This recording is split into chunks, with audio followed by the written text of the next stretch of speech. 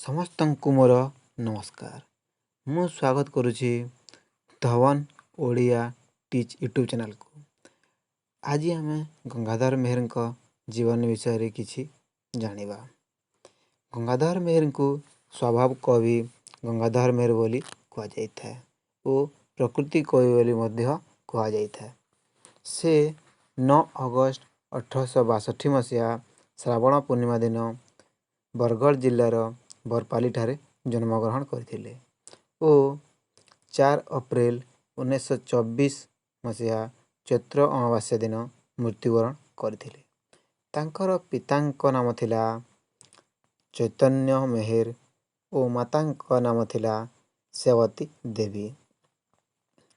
ତାଙ୍କର ଜୀବନ ସାଥୀ ଥିଲେ ଶାନ୍ତା ଦେବୀ। ଶାନ୍ତା ଦେବୀଙ୍କର ମୃତ୍ୟୁ ପରେ ସେ ଚମ୍ପା ଦେବୀଙ୍କୁ ବିବାହ କରିଥିଲେ। ତାଙ୍କର ସନ୍ତାନ ଥିଲେ ଅର୍ଜୁନ ମେହେର, ଯିଏକି 12 ବର୍ଷରେ ମୃତ୍ୟୁବରଣ କରିଥିଲେ।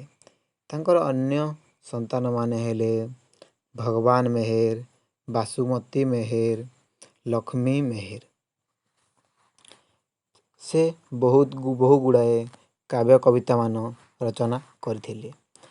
ସେଥିମଧ୍ୟରୁ କେତେ ଗୁଡ଼ିଏ କାବ୍ୟ ହେଲା ତପସ୍ୱିନୀ, ଇନ୍ଦୁମତୀ, ପ୍ରଣୟବଲ୍ଲରୀ, ରସରତ୍ନାକର, କୀଚକବଧ, ଉତ୍କଳଲକ୍ଷ୍ମୀ, ମହିମା ଇତ୍ୟାଦି।